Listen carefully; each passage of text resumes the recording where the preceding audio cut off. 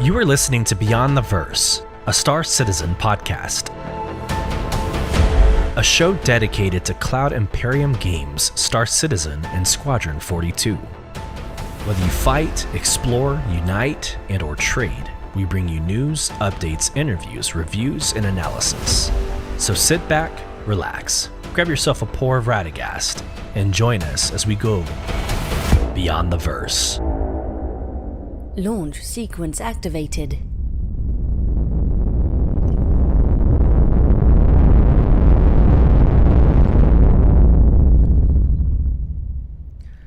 Hello, friends, and welcome to another episode of Beyond the Verse Star Citizen podcast. I am Sulyce, the host for today's episode 24, that we're calling Authenticity. Yeah, I got it right. Success. Today we are going over through a lot of information. There was a lot of information dropped since last Friday, since our last episode, but we're not going to go in depth too much because today we are joined by a very, very, very special guest, a new friend of mine. Please welcome Authy. Authy, welcome to the podcast. Hi, how is everyone? How are you? I'm doing okay. I am doing okay. You're probably the best thing to happen to me right now because in the last 3 weeks, my listeners know that I've been dying. Every single podcast. I've been coughing, just a bunch of nonsense. So if you see me dying on stream, take over. Show's yours. Just run with it. First, I should dial 911 though, right? No, just let me go. Just let me go. I've lived a really great life up to this point. So we have a lot to cover. Just real quick for the agenda for today. We did have the Arena Commander 320 dev updates from Friday. We're not going to cover that in depth, but we are going to talk about Arena Commander and all the fun that's coming with 320. We did have, this is interesting, we had the 318 and 319 post-mortem that I think speaks more about Star Citizen as a development company than it does about the issues we saw. We'll get into that. Whitley's Guide, a lore drop on the Santok Yai, and does it actually matter? Do we care about lore when it comes to ships? Quickly, SC monthly report for August. There's a lot of gold nuggets there. We're going to get into that. Pirate Week, Inside Star Citizen. There's a bunch of cargo and instanced hangars. There's a lot to cover. But first, Authy, I am so glad that you joined us. A little bit of backstory for my listeners. So I went on like a campaign of looking at like Star Citizen streamers. I already knew a few of the podcasters, but I wasn't really affiliated with the streamers. So I went through like Blasphemous and I went through some other, individuals, and I came across Authy. And it was a breath of fresh air. I'll be honest with you. I jumped on and you just seemed genuine. And I think it'd be authentic. You seemed authentic. But you seem very genuine in the way you navigate your community and the way you spoke to everybody with respect and the way you genuinely just love gaming. I knew that I wanted to get that personality onto the podcast to just dive into who you are. So I would love to shut up for a couple seconds and just learn about who you are, why you stream. Tell me all about you. Well, thank you. That's so sweet. Actually, my name's Authentic Young, and it's funny that you say that. The authentic does come from how authentic am I, and the young comes from kind of a play off of how young am I, because if you see my bio, you'll see that the first gaming console that I played with is Atari. So, nice. So it's you and me kind of both. a play on those two things. Yep. Yeah.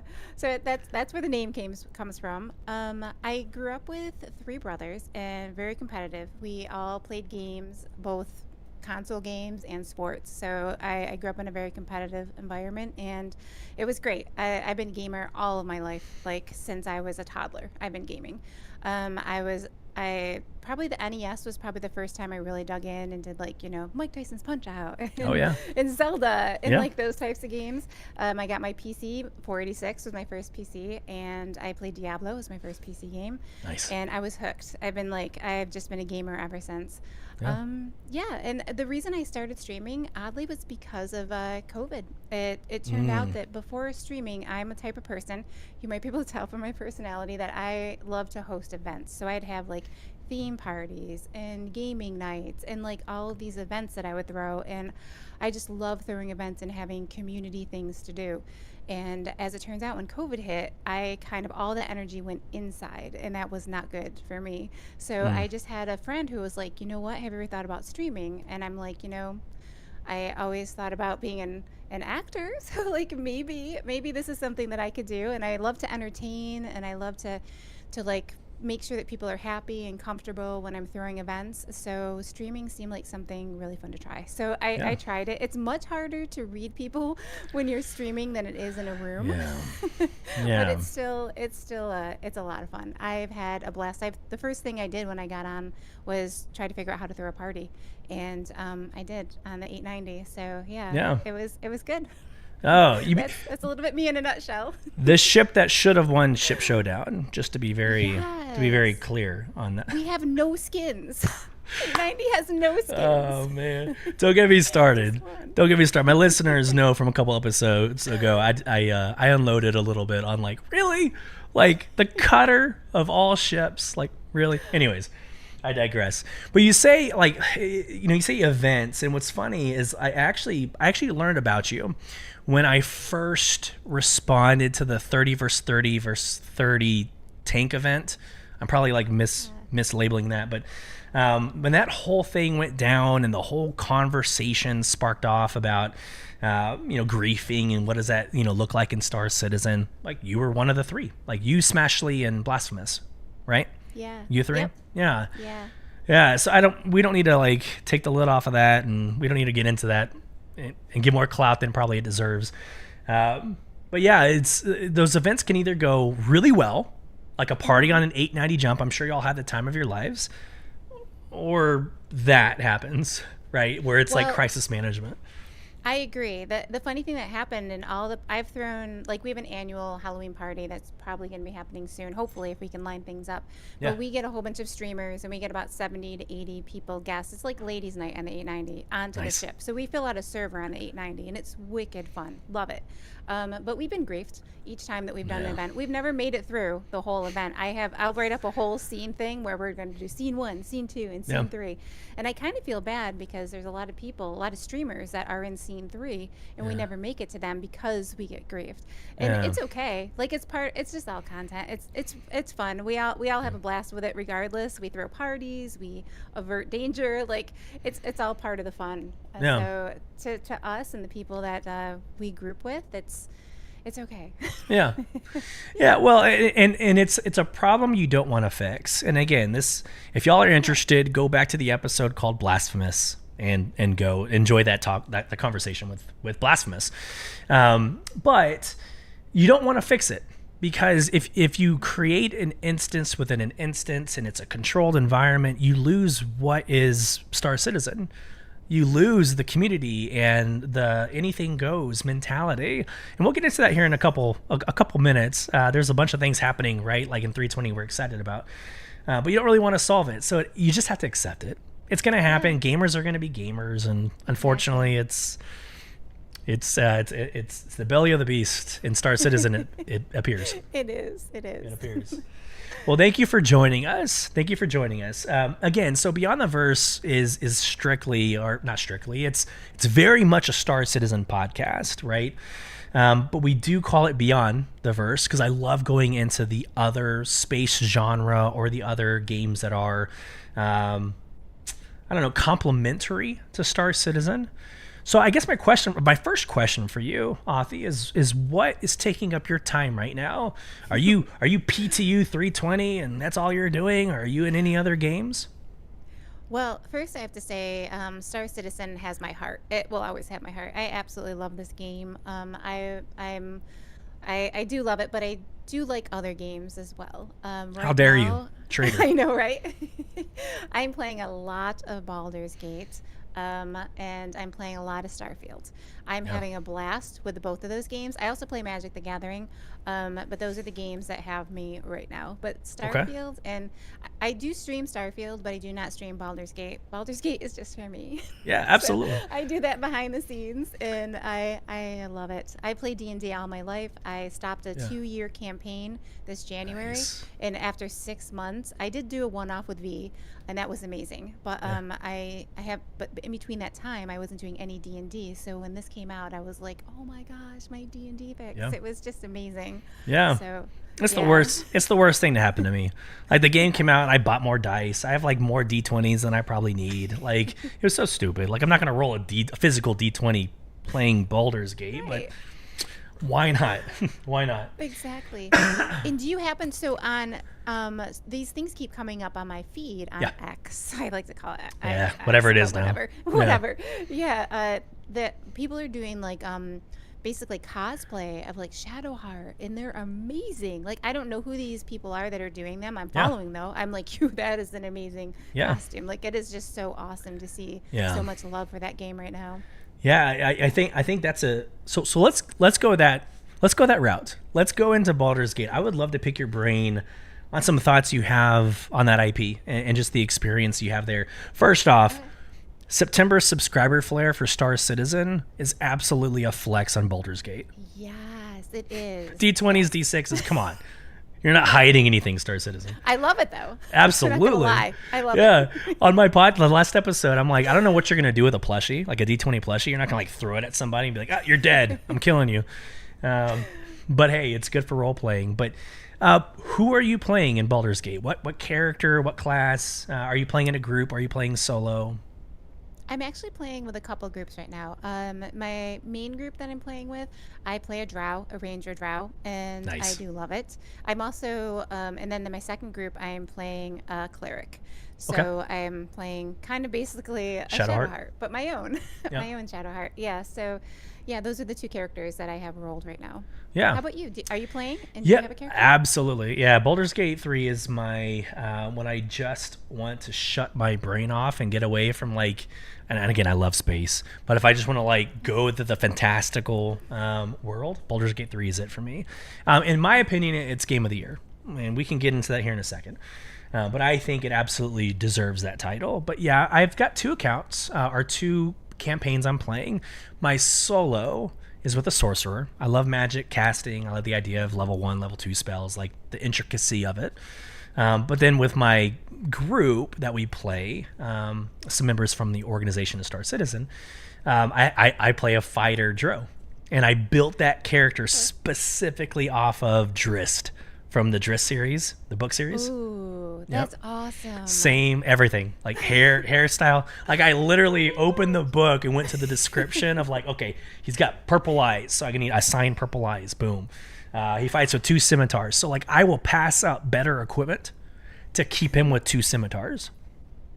That is amazing. I love that. It's love also that. stupid, but I do it. But that's amazing. That's the great thing about this game and Yeah. all games. I'm definitely more about the journey than the destination. So I feel Yeah. like just having fun with what you want to do is how you should play the game. So I love that. Yeah, I think it's amazing. absolutely. Yeah, as I die, it's coming back. Yeah, so I haven't made it past Act 1. Here's the deal. So I work a lot of hours, and my 2 kids take up a lot of my life. So I don't have a lot of free time to game, so I'm well behind the curve. There are people, Authy, there are people who beat this game in like 2 days. I know. Stupid. It's crazy. Why would you And do one- that? Why? And one of my groups is ladies night. We actually had in and we accidentally killed like the whole first camp. And then we went to the Nice. second camp, we accidentally killed all them too. So I'm like, okay, wait a second. So when a group of girls get together and we have a few drinks, Yeah. I see what happens here. We just Yeah. murder everyone. Just murder everybody. So that's amazing. But I Yeah. do have to ask you, so with my other campaign, I do have a sorcerer that hangs out with us and he turns us into cats and dogs all the time. Does that happen to you? Are you doing the wild magic? Yeah, I try to disrupt as much as I can in the game. And the beauty of this game, not to get into like the dev side or the capabilities of this game, but if you think you can pretty much do it. I mean, Yes. like you can set up, this is what's crazy. You can set up the battlefield before you start fighting, but you can like move objects and like throw chests off balconies. Like you can start the fight in such a like a grandiose way without even starting the fight. But that blows my mind that next level of strategy exists in this game that would only exist in a campaign in real life, right? Like in real life, you would say, hey, like if you're my DM, Authy, I'm gonna say, hey, all right, I'm looking around for a heavy object I can throw. Roll a d20 for perception. That's exactly what's happening in this game. It's crazy. And whoever made perception, it is so high. I fail perception all the time. Yeah. That is crazy. They're assholes. And then also, I know they are. Yeah. I agree. Yep. To raise my perception. It's I so fail low. everything. It's so stupid. I have seen a couple TikToks out there where you might have seen them, where they like put a whole bunch of those like barrels that can blow up. Yes. And they line them up and it just like blows up the whole camp. I'm like, that's amazing. And that's what you're talking about. Like you step back and you're like, what can I do here? Instead of like doing it the hard way of killing every single person. Yeah. What can I do to destroy this whole camp? Yeah. So I love that. So I'm going to be a bad podcast host. And I'm going to, I know, surprise. I'm going to pivot and I'm actually going to bring up Starfield next. So, but quickly, let me preface this whole conversation. So Star Citizen is the base of you and me. Like you and me, like our heart resides in Star Citizen. We recognize that we play other games. It's fun, exciting. You've got the freedom of Star Citizen. You've got the freedom of decision in Baldur's Gate 3. What is it about Starfield? And you and I both love it. Let me preface, everybody listening, we love Starfield. What is it about Starfield that is getting your attention, that makes you want to play it? Like, what is it that's dragging you into that game, that IP? I would say the biggest thing is the exploration. The fact that I'm able to go somewhere and land and walk around. And then honestly, like the mini game in my brain gets like very happy about, oh, if you get every single thing on this planet, then you know you get to go somewhere and sell this surveying stuff for money. And then you take that side and then you're like, okay, I've done this for 4 days. I want to do something different. Now it's like time to do some bunkers, and I love to do bunkers. So like I switch from that mode and I'm like, okay, let's go take out some people. So like going down the weapon thing, I just started, let's just go on the side tangent. Also the base, loving building the base. So I just actually made my first base where I've got a whole bunch of the crafting tables. So I've just upgraded all my weapons. So tomorrow I'm going to go out with all my modified weapons and be like, now we're going to do these missions the way that I want to do them, where, you know, my weapons are upgraded. So there's, oh my gosh, this is a hard question. I know I've kind of like pivoted all over, no, please. But it's true. It's like all of that. It's like the exploring part is definitely what grabs me, but the crafting grabs me. And I do love a good fight. Like I've always loved PvP. I'm a sucker for like Overwatch. I love to hate that game. And like League of Legends, I don't totally love, but those types of games, you know, fighter games like Rust. I actually got into Rust for a while. So like I like these games that are PvP based. So this kind of just dabbles in it all. It's got the survivor, it's got the PvP, it's got the exploration, it's got the, you know, the crafting. So it really does have it all. Like Starfield does. It's lacking in some areas. Like when I go into Star Citizen, it's beautiful. Like Star Citizen is like my place where I get to hang out with my friends, and it's just beautiful. But Starfield kind of just wraps everything up that I want in a game in a nice little bow and hands it to me. So it's a So I said this on the last episode. I want to get your reaction from it. But I said this in the last episode where like what you wish Starfield was is Star Citizen. What you wish Star Citizen was is Starfield, right? Like you want this like nice packaged with a ribbon on it, like solo game with story, Starfield. But you want to be able to explore with no load screens and Star Citizen. So like I need the developers to like marry and like merge like studios and like let's do this. This needs to happen. A like little Icarus in there too. I'd like. Absolutely. Absolutely. Yeah, But like, go ahead. yeah, flying with my hostess, like when I pull out my BKBs, like I do miss that in Starfield. Like, Yeah. I've spent a lot of time learning how to use these things. Yeah. So I do like using them. So when people, like, I do have friends that come in and they're like, where's space? And I'm like, well, yeah, space isn't really, it has more of that like Star Wars. There was a Star Wars Yeah. game that was kind of like that, where it kind of has that vibe when you're in space versus it's more planet based than space based, is how I feel about Starfield. Yeah, no, it's interesting. Like I game for escapism, straight up. Like I that's why I go into a game. What I can argue is that in different moods, different days, things happen at work, family. Like I want to escape to a different realm, a different world, different universe, different IP, and I think there's a place for all three games. Right, there's Baldur's Gate 3. I want a fantastical. I don't want anything relatable. I don't want it to be realistic at all. I want to make love to a bear. Right, like I don't all the nonsense. Right, like let's do this. Right. Let's do this. Baldur's Gate 3. Exactly. But if I just want to exist in space, and I do want to spend 30 minutes going from Ida to Area 18, cool. That's my shtick. But Starfield is the all-encompassing single-player story that you can dive into and see a Bethesda experience. And like what I've always told my listeners is like, okay, straight up to my listeners, just play all three, play all the games, and enjoy all of them. Don't compare, because the moment you start comparing, you end up turning into 99% of social media. Oh, it's a 7 out of 10 because there's load screens. Like, I get it. I went into all that last episode.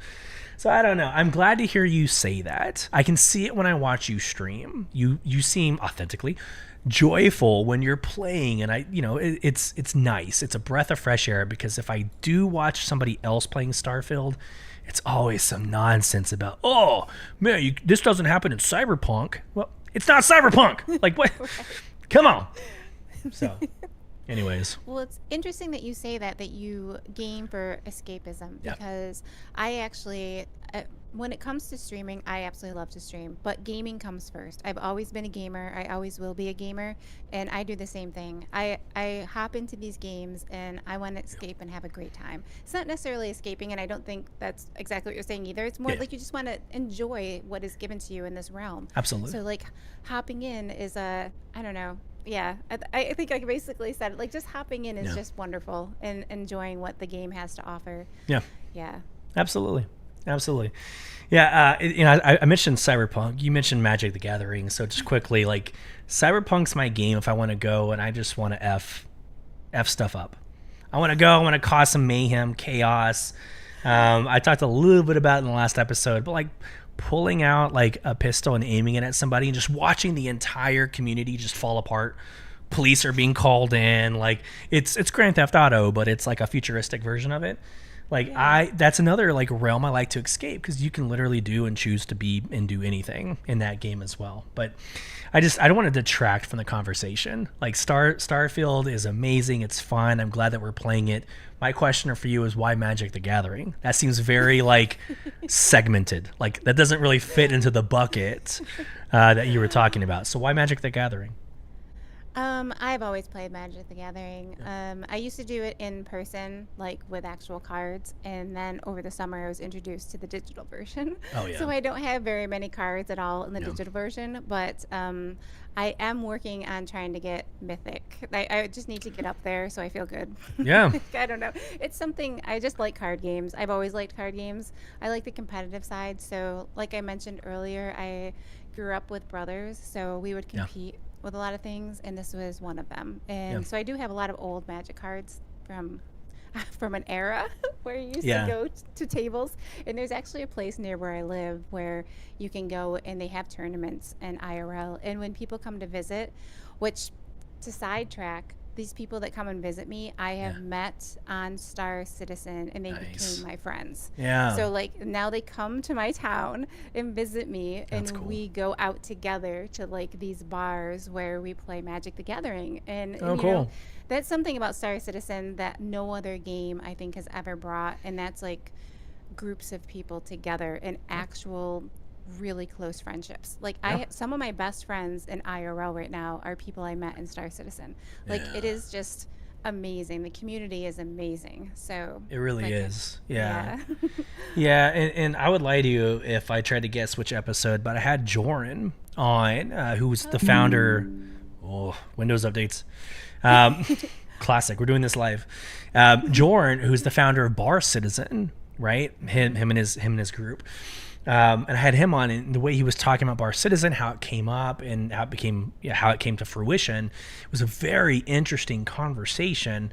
But I guess that's my question for you: is have you been to a Bar Citizen? Do you recommend Bar Citizens? What's been your kind of experience outside of the game for you? I do actually, and Joe Run is the one that introduced Sure, it yeah. to me as well. I met him on Yacht Club, Yeah. but I also met him outside of Yacht Club at some of those virtual Bar Citizens. Yeah. And he did introduce me to it. So I grouped up. This was last year. It was my first one that I went to in the Raleigh, North Carolina area. Nice. So I went to one there, and there was a person who was running it, Chrome Ninja. So now I group up with Chrome Ninja, and he and I co-host it with him. He still runs it, and I kind of co-host with him. Very cool. So yeah, we've done over the winter. We've done, I think in the last year, we've done like 4 of them. Our last one that we just did was at GalaxyCon, and that's when Okay. a lot of my friends came in and stayed here. And the GalaxyCon one's pretty big. We do a panel actually at GalaxyCon, Chrome Ninja and I, and then we do the big Bar Citizen. So yeah, if anyone's out there in Raleigh, North Carolina, we do a Bar Go to Bar Citizen over Citizens. here. Yeah. Yeah, I love them. I Yeah. love them because there's actually in our town, we start off at a bar that we like reserve a room and we hang out behind, like in a private room, and then we go to some bars that have gaming bars. Yeah. So it's very fun to just like hang out with these people and play board games, because I actually love board games as well Yeah. on top of everything else. So Yeah. yeah, Yeah. it's great. I love them. Have you been to one? Yeah, yeah, many. And what's funny is the first one I went to, I got spoiled. It was in San Antonio, Texas, but like Galactica and Jake Acapella were there, or Jake Bradley were both there. And of course, they came with all the clothes and the stickers and the different, coins and all that. But it was like my first experience was probably not the norm, right? But it was really cool to sit down with a social media manager, community manager, and have those conversations. So that was my first experience. The second one, it was just an Austin location, and it was still good. I met a lot of really good individuals. Main or prominent content creators for Elite Dangerous, No Man's Sky, who also play Star Citizen, and it was really cool to kind of have that conversation with them. Hey, what is Elite Dangerous versus Star Citizen? And this comparative conversation we're saying don't do. We did. But over some whiskey, it makes it fun. It does. Yeah, it does. So you mentioned Elite Dangerous. I only Yeah. played that game once in VR as like a co-pilot with someone. I never dug into that game. Yeah. I did play No Man's Sky, but Yeah. did you play Elite Dangerous? And how would you say they compare? So I haven't, and so great question, great question, and it's probably good to have this individual join the podcast to talk about it. But I've seen like the IGN reviews, I've seen videos, I've watched him stream on Twitch about it. It looks great, right? It looks great, but it's still not the walking around your ship. There's something about Star Citizen. I think this is a great segue back into Star Citizen. There's something about logging into the game and 3 hours later logging out. And you're like, I actually feel like I was a member of Stanton. I was actually flying my MSR cutter. We'll get into your favorite ship in a second. 890 jump. Like I actually feel, because like you can quantum travel to a location, and while you're quantum traveling, you can get up from your seat, walk around, move things around in your ship. Like it is absolutely insane. You can't do that in No Man's Sky or in Elite Dangerous. It's just a different experience, and I would love to hear somebody like him who creates content for an Elite Dangerous and be like, what are your thoughts? How do you measure success when it comes to space games? It would be a very interesting conversation, I think. Yeah. Another person who's a content creator that plays Elite Dangerous is Bog, and he's really cool. He might be someone. Just to throw it out there. I'm just saying. Let's just get 10 people. Let's get 10 people on this podcast. I'm like, Elite Dangerous, go. Right, exactly. An hour I later. haven't played it, so I don't have a lot to say about it other Yeah. than that one little stint in VR. And yeah. But I did play No Man's Sky. Yeah. And not to like go off on a tangent about that either. No Man's Sky is great for what it's intended to be. It did have a bumpy start, but it was great for what it intended to be.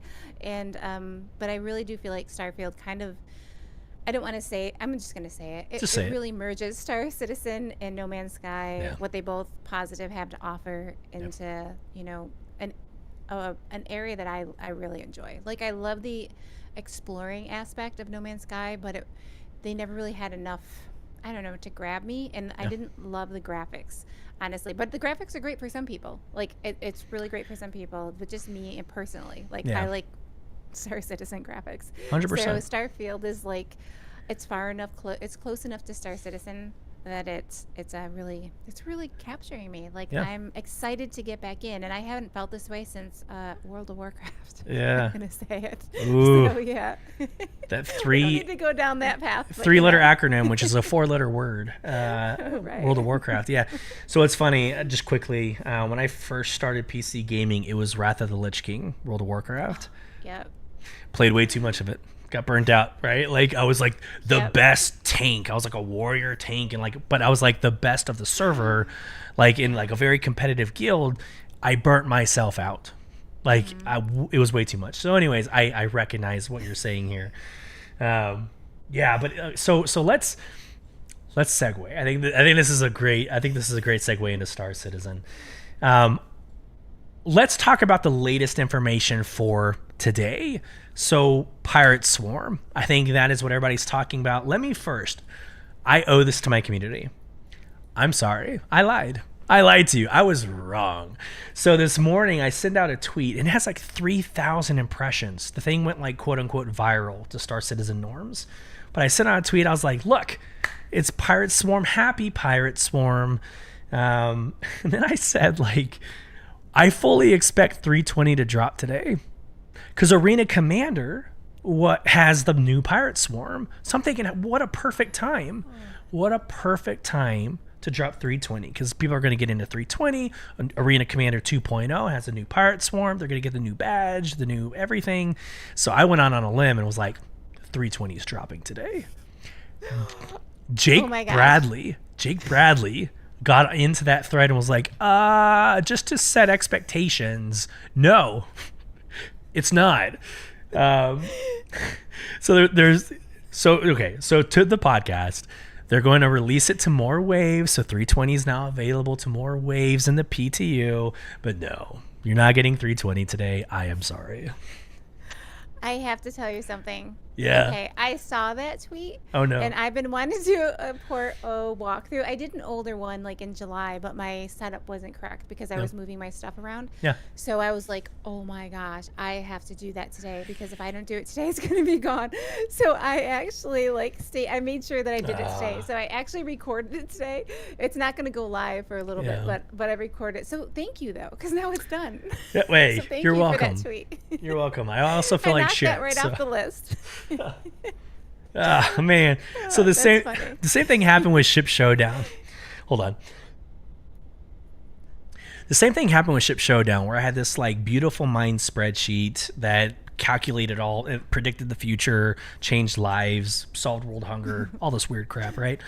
And like every indicator, like all the statistical analysis that I have coming from Amazon was like, look, there's no way the Vulture is going to win. There's no way the Corsair is going to win. No way. And here's the why.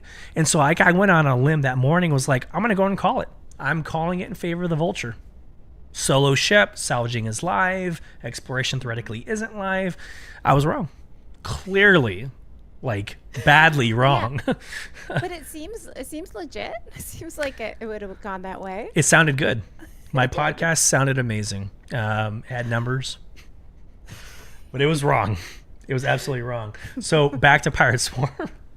Pirate Swarm today. I am gonna alt tab, so we're gonna lose Authy's camera for a couple of seconds, but I want to be able to speak to Pirate Swarm real quick and like the details coming out of it, and then we'll come back to video. So here we go. Good load. All right, Pirate Week. Here we are. So quickly, Pirate Week is going to be from now until I just had it September 20 something. We'll get to that here in a second. But Pirate Week, I remember last year, Pirate Week launched and it had the Solar Winds paint scheme.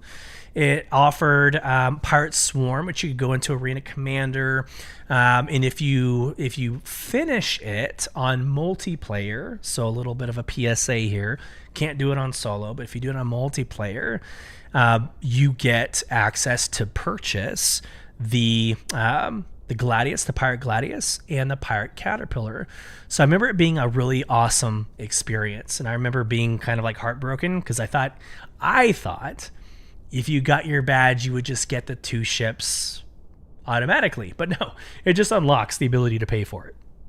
So that was a fun experience for me back in 2022. But for this year, I wanted to do like a compare and contrast.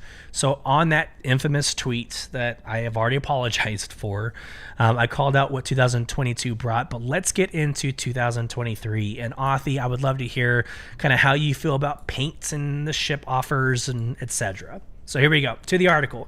For those of you on YouTube, I'm going to read it. For those of you on podcast. Hoist a flagon of ale skyward in revelous, good lord, in revelous homage to the Banu gods of pillage and plunder, for it be that time of year once again. That's right, you scurvy wretches. Pirate Week has once again made port and brought with it more piratical fun, I think that's a made-up word, and shenanigans that you can rattle a cutlass at. And Authy, if you are going to respond, I request that you respond in a pirate accent, in character, to accommodate this announcement. A pirate's life terrorized the skies. If you wanted to throw down with the saltiest dogs in the verse, you come to the proper place.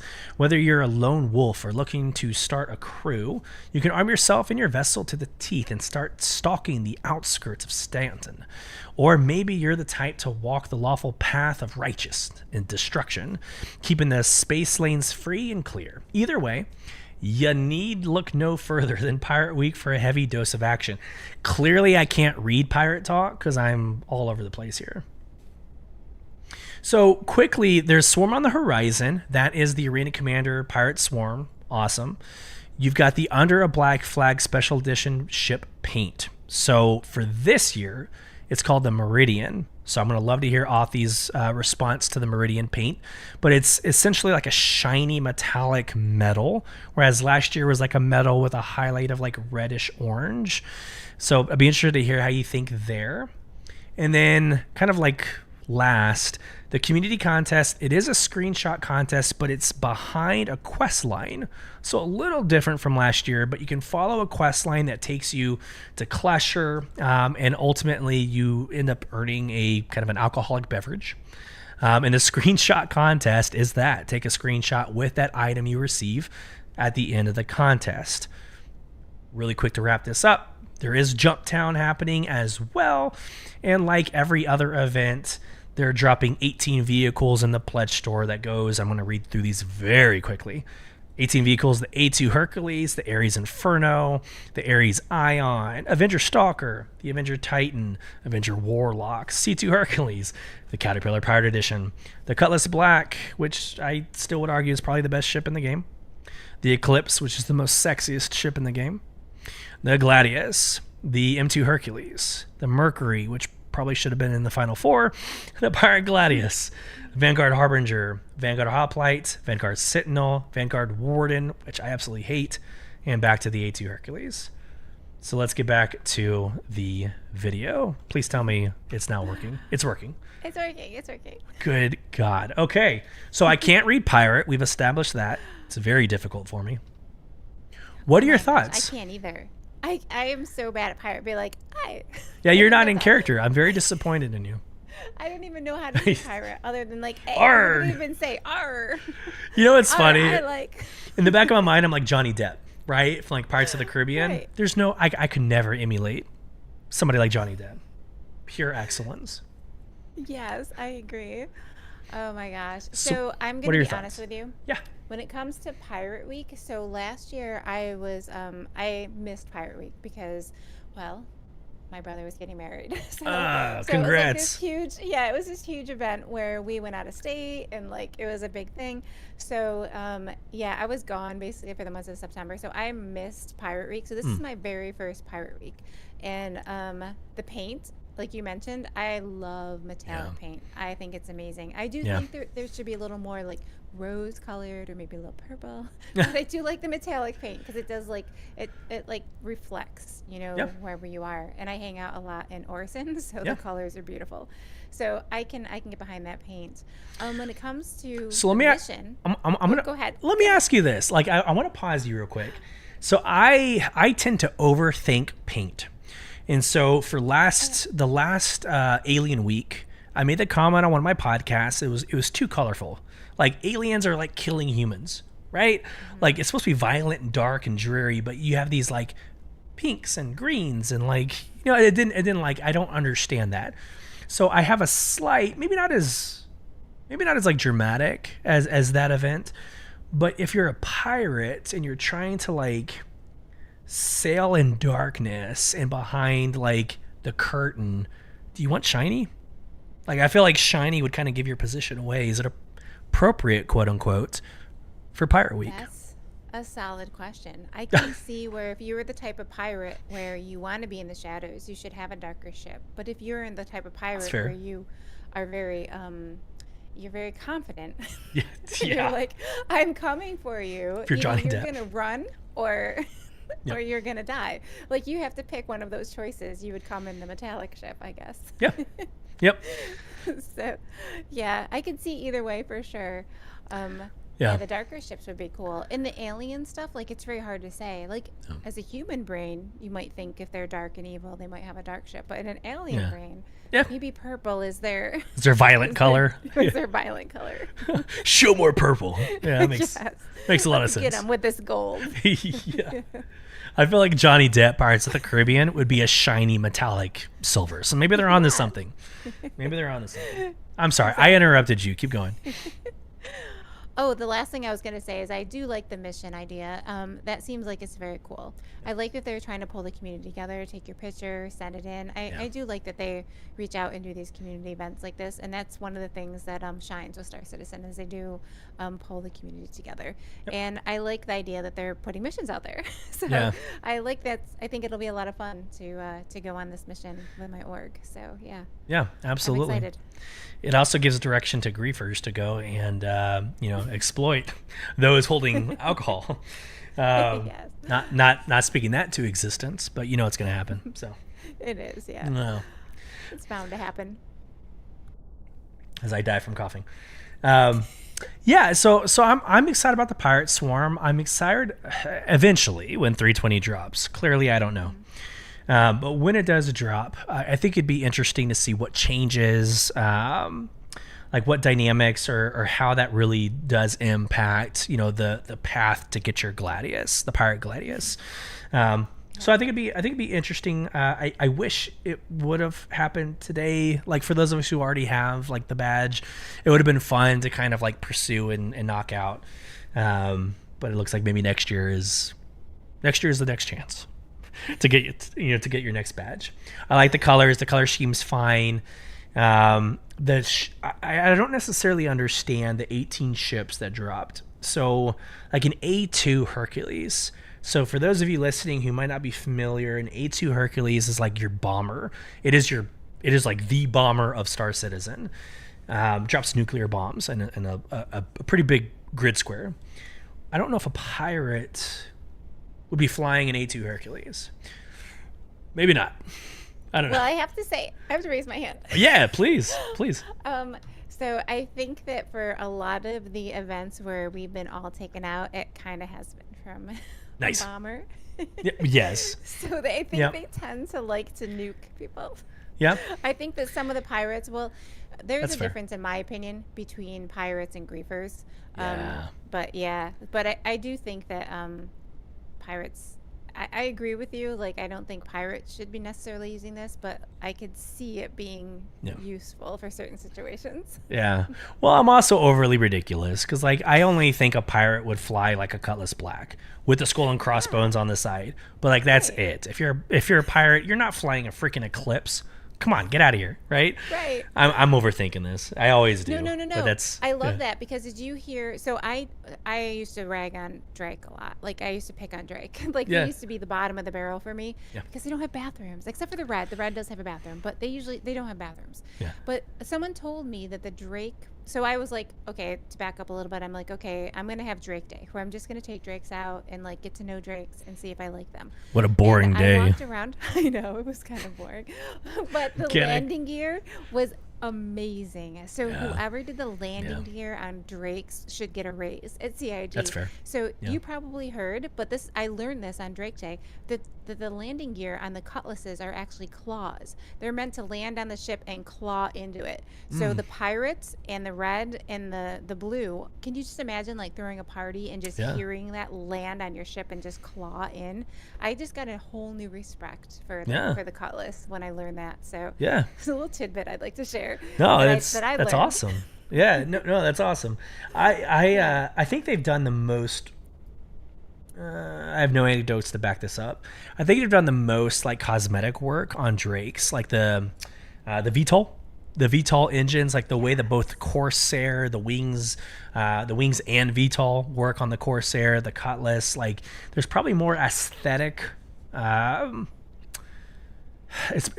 probably more aesthetic qualities in a Drake than even an Origin, which kind of blows my mind, right? That doesn't really necessarily make sense, but I don't know. True. It is very true. It's very true. So my mind, I continue to be corrected, and I'll be the first to admit when I'm wrong. And I thought an Origin was going to win because they're sexy and fully capable, but nope.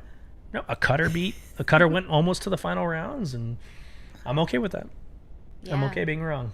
So, oh man. So I'm excited. I'm excited about the Pirate Swarm or the Pirate Week. I'm probably, after this podcast, I'm probably going to go and buy all the paints because I'm ridiculous like that. I don't even have like half the ships that the paint is available for, but I'm still going to buy them because you never know. But yeah, so also alongside, and I think this is what's going to generate probably the next 12 minutes of our conversation. Also today was Inside Star Citizen's Cargo Career Part 1. If you are listening to this podcast or watching it on YouTube, I cannot recommend enough to go watch this 15-minute video. It is absolutely pertinent to this current conversation between like Starfield and Star Citizen. There's a really good description on the object container streaming, how cargo works and how you apply it to grids and how it's going to go on to the whole sea. But it also talks about, Authy, you just mentioned this a couple minutes ago, base building. It talks about how your hangar is instanced and what that implies for future instanced versus persistent experience in Star Citizen. And so there's a couple of topics I just kind of wanted to start with and kind of talk about. And unfortunately, it is kind of a comparison between Starfield and Star Citizen, but not like in a bad way. But it's this idea. So let me back up even further. Listeners, Star Citizen has been out to achieve 3 technical advances, right? Number 1, object container streaming, which they did. And it's beautiful. It's the idea that you don't have to assign an object to a physical location to make it persist. You assign it to like some stream code. It doesn't have to physically exist, but it'll always be assigned. And so whenever a player logs into that area, it becomes live, right? So it's this really awesome technology that doesn't have a lot of cost on the server or the client side. So OCS, or SOCS, perfect. The second that dropped to 3.18, which go read the postmortem. It's a phenomenal article.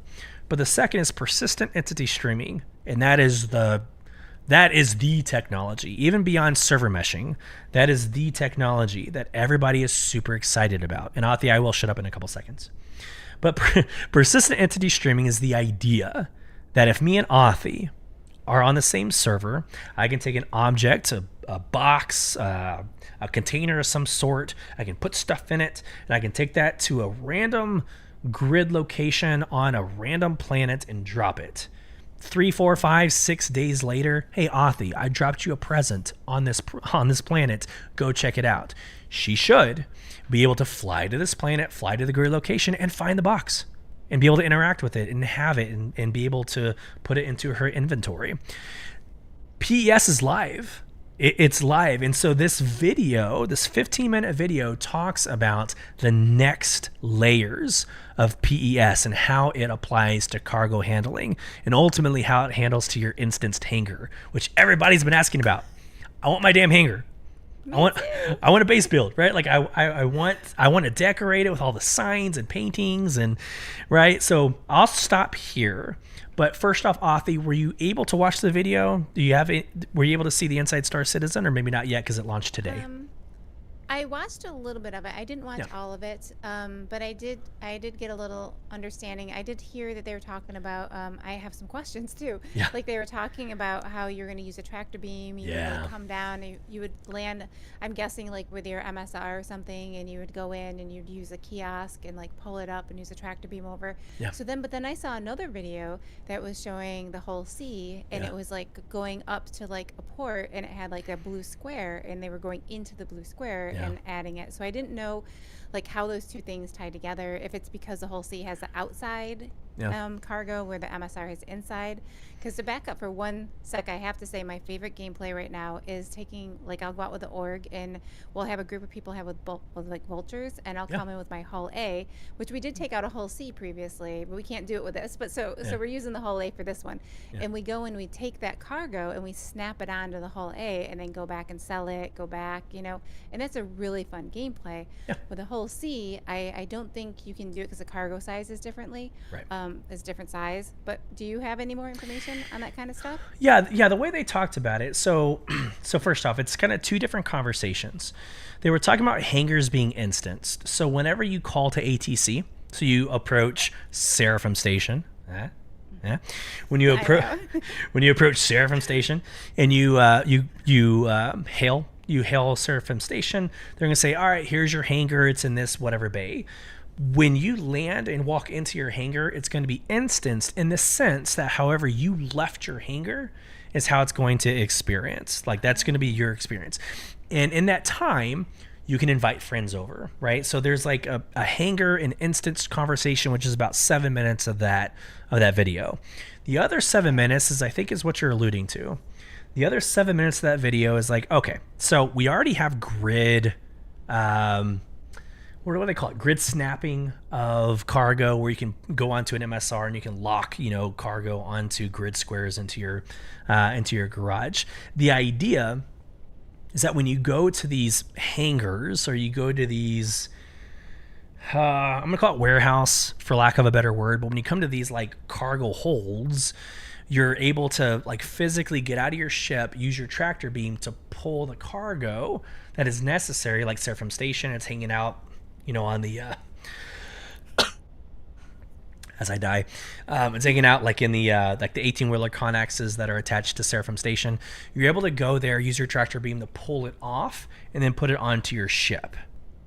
So it's the idea that they're kind of, what's the next level? The next level of the cargo management is not only grid snapping in your garage, but grid snapping off of an orbital station or off of wherever you have landed, right?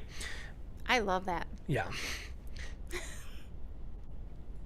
As I cough, the last piece to that is it's going to go beyond grid snapping. So if you're able to put a rifle on your whole C, or a dead body on your whole C, or an A2 missile on your whole C, if it fits, it sits, is the idea. So that's like the last level of progression there. But that 15-minute video talks about all this, and it really does a good job kind of painting what we can expect as Star Citizen fans. And what sucks for me, and then I'll shut up, what sucks for me is I'm like, this is great, this is awesome. And then I'll go to Starfield and start playing, and I'm like, oh, I really wish I could XYZ. And I find myself sabotaging my own experience because I watch these damn videos, as amazing as they are, and I'm like, man, why can't Starfield? Like, why can't I, actually manage my inventory, this specific way? There's a mod for that. I'm sure there will be. I'm sure there'll be a mod for everything in Starfield. But let me shut up real quick. Any response to the cargo, the hangars? Do you find yourself, or do you think you're gonna find yourself spending a lot of time in your hangar decorating? Like where do you see this going for you specifically, Authy? Well, specifically, I'm very excited about the hangars. I started the game a year and a half ago, and I have not seen hangars. I've never had my own personal hangar, so I'm very excited about it. I know that people have had them in the past and they were taken away, but I haven't. And one of the things I plan to have is a fish tank party. Like I am going to have a fish tank party in my hangar. It's like something that I've looked forward to for probably a good 10 months now. What's a fish tank party?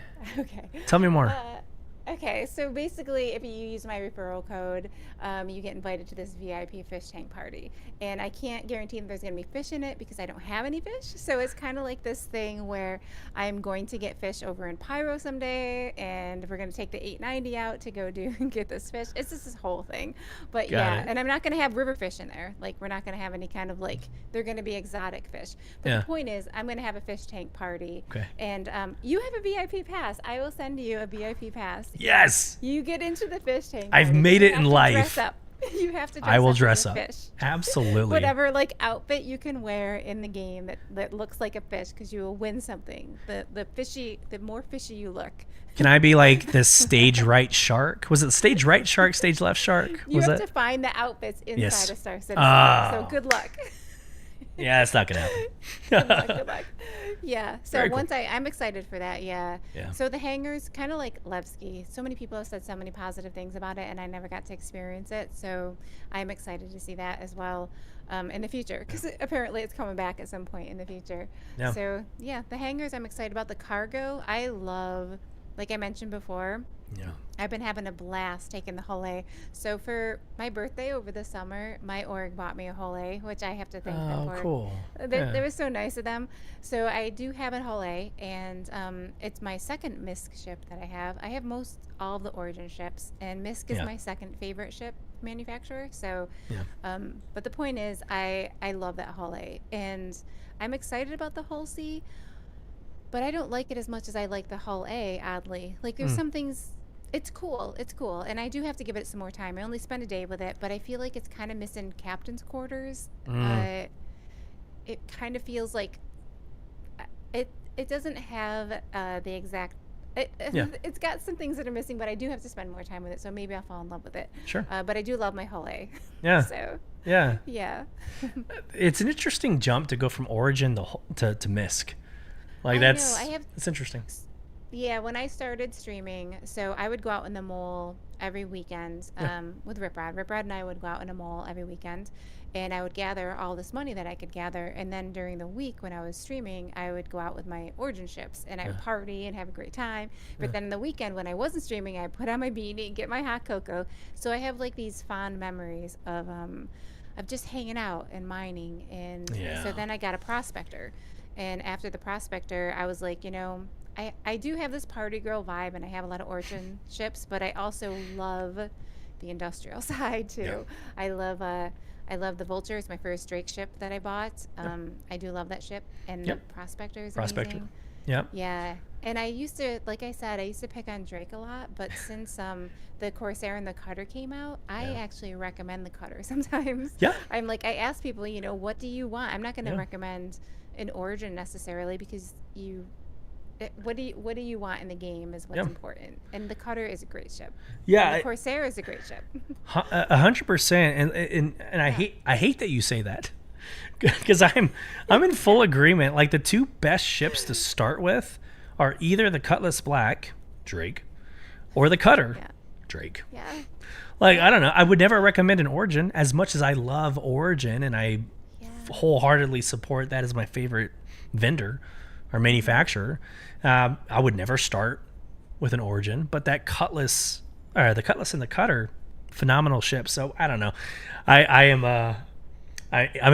emotionally tied to being against Drake right now. So bear with me as I continue to hate them.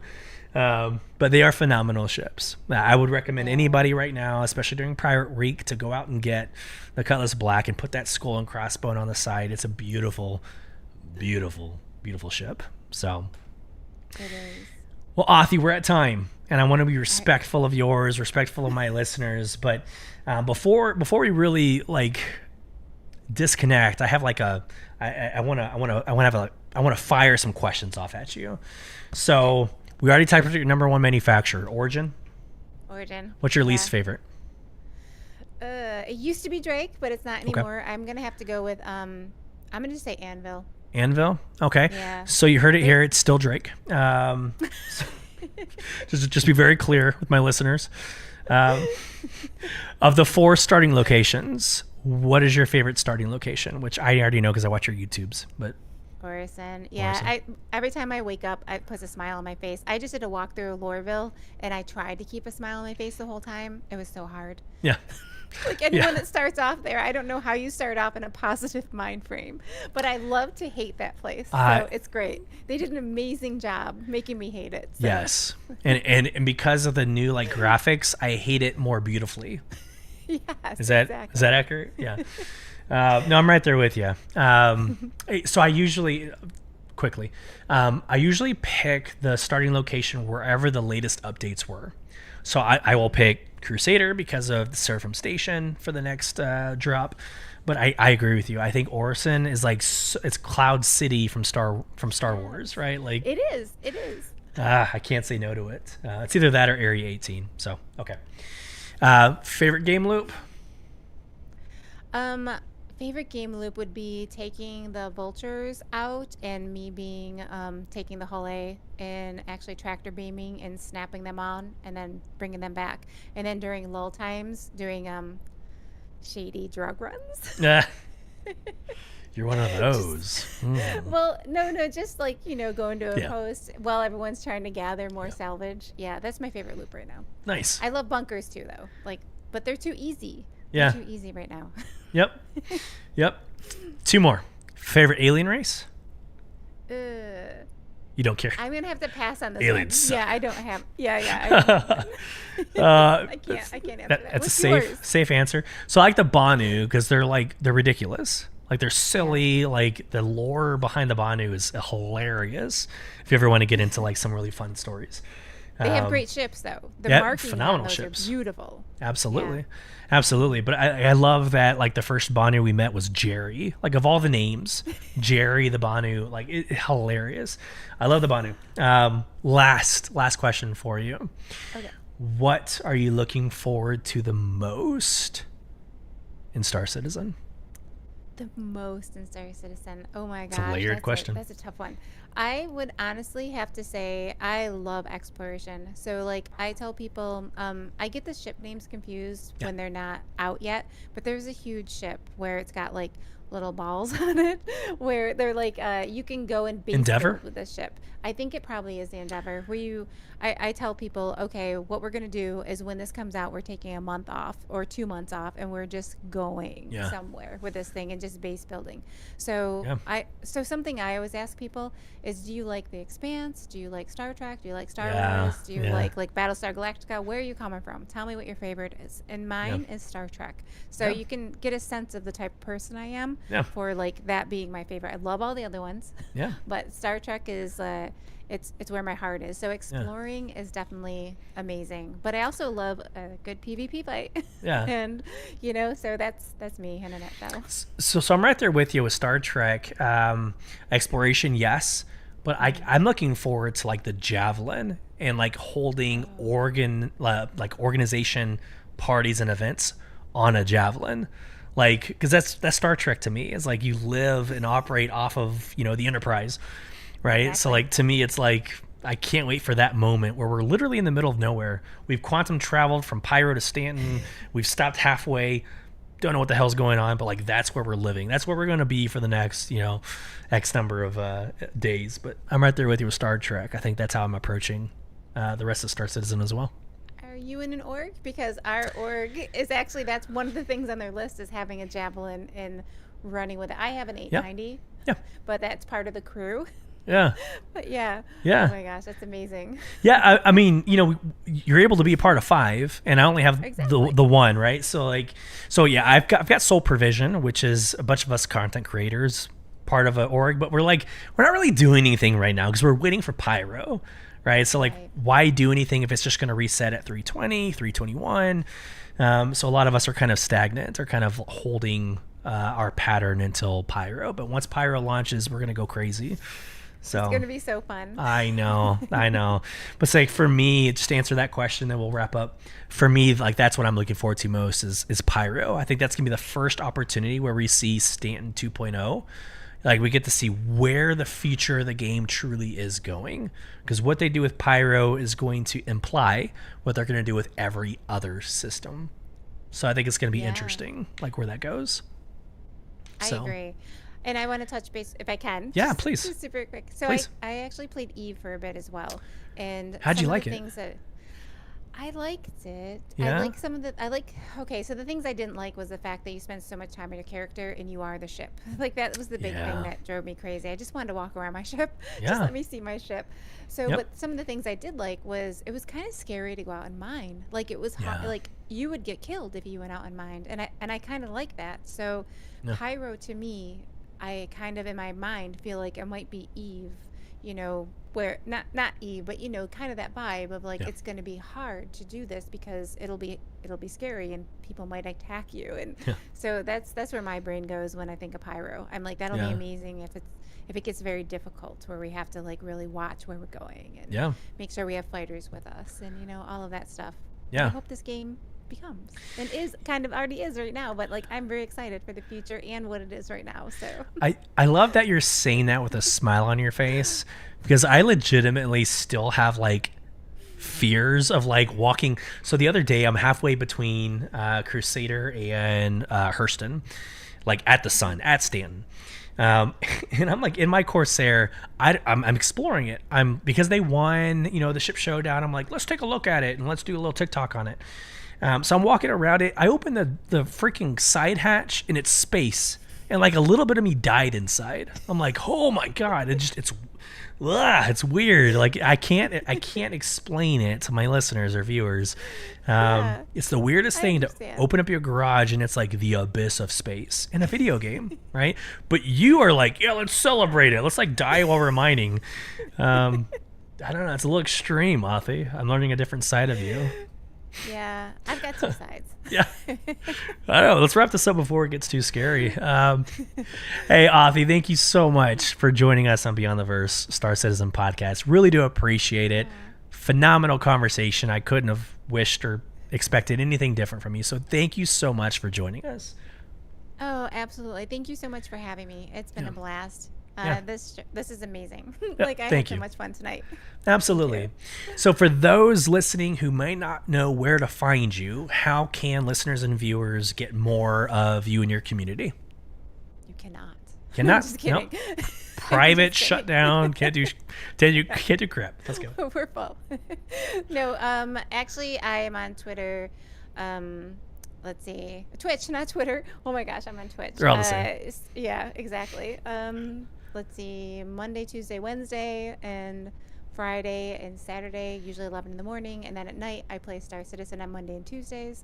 Also, I am on YouTube as well. I put some videos. So basically, Authentic Young on both those places. You can actually find me on all of the normal Instagram and Twitter and all that stuff too at authygamer, but those two are the main ones where I stream. So yeah. Absolutely. Yeah, and so on podcast and on YouTube, I'll also drop the link to your socials so people can find you through the description and all that. And then for us here at Beyond the Verse Star Citizen, I mean, you're listening, you already found us. But for all things social media, it's /BTV_cast. And then we try to air live every Thursday night, 8 p.m. U.S. Central, when I'm not coughing and dying in the middle of my show. Otherwise, it's Friday morning. Regardless, you're getting the content Friday afternoon. Really do appreciate everybody. Listen, if you want to be part of the conversation, email us at contact@beyondtheversehq.com. We would love to hear from you. In the Spotify show notes, we're going to have a Q&A. We're going to have polls. I would love to be able to share this with Authy and maybe have a follow-up conversation at some point. But I'll say this one last time. Thank you so much for joining us. Appreciate it, Authy. Absolutely. Thank you so much. All right. Thanks, everybody.